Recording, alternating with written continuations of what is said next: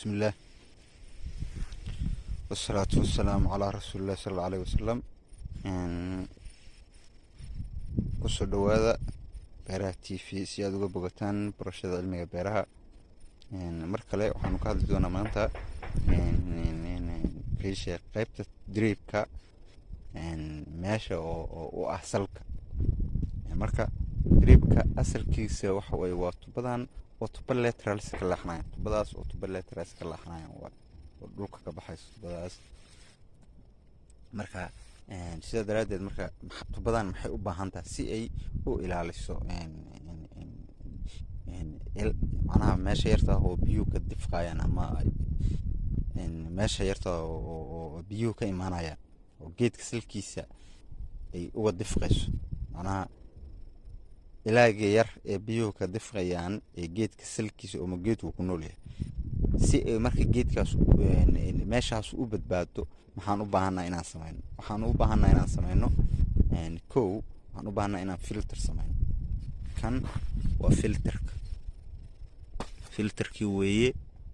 Marka filterkaas wuxuu leeyahay waxa gudaha ku jira filterkii saxda ah oo waxa sheeg meeshan ayuu ku jiraa.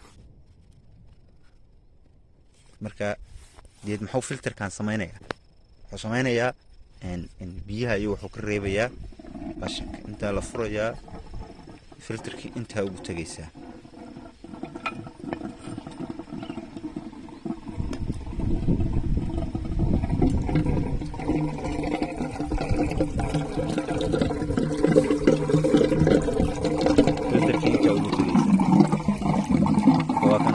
filterkan wuxuu reebaa marka qashinku ka reebay sida u jeedin hadda maxaa ka dul muuqda qashinkii oo ka reebay biyaha si ay u badbaado ilaaga yarka tubada. marka geed waxa sameynaysaa qaabkaas u xirmaa. halkan maxay tahay? halkan waa chemical tangi.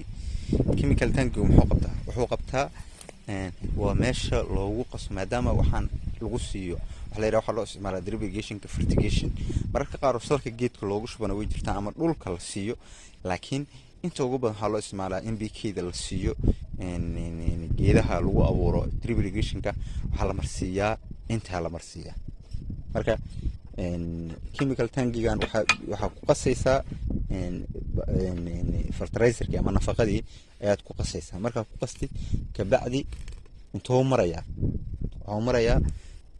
tubadan mainkan la xiraya. mainkan markii la xiro ka bacdi waxa lagu sameeyaa mainkan markii la xiro waxa la fasaxayaa tan qaybtan la fasaxaya. qaybtan markii la fasaxo hadana qaybtan la fasaxaya oo biyihii ku soo celinaysa meesha.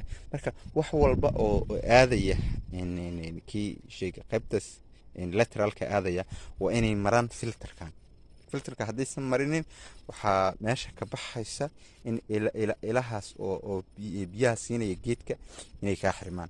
marka si aysan kaaga xirmin waa in wax walba ay maraan filterka. marka ma jirto wax u gudbaya lateralka oo aan marin filterka. marka tubadaas waa tubada ka imaanayso baashaas haanta weyn tubadaas sare ayaa ku shubayso biyaha ku shubayso. marka taas markay ku soo shubto deed waxa loo soo furaa meeshaan waxay ku leedahay gacan la soo furaayo oo sheeg ka bacdi marka intii ku soo deganayaan biyaha ka bacdi halkaas ay soo marayaan. waa kana mainka marka fertilizer dhiibaysid kan waa iska xiray gacankan automatically waa iska xiraysaa. saan markuu yahay waa xiran, saan markuu yahana waa furan. marka automatic marka waxa waaye qaybtan waa qaybta ilaalisa lateralka ama waardiis. because mainkan hadda meeshan ka baxo halkaas maro oo ilaa halkaas galo wuxuu ka leexdaa meesha lateralka uu xirmayo uu ka leexdaa. marka asagu uma baahna marka in la ilaaliyo, laakiin waxa u baahan in la ilaaliyo waxa waa ilaaga yarka oo lateralka oo meesha biyaha ay ka dhibcayaan oo geedka salkiisa uga dhibcayaan. marka si aysan marka meeshaas u ilaalin waa inaad inta ku ilaalisaa. sida daraadeed marka waxaad ka fahmi kartaa in uu u baahan yahay cilmi ama aqoon uu u baahan yahay qofka ka shaqeynayo baalkan ah drip irrigation-ka ama wax lagu beero drip irrigation-ka. intaas ayaan kusoo gabagabeynaynaa. wassalaamu calaykum waraxmatullaahi وبركاته وبالله توفيق.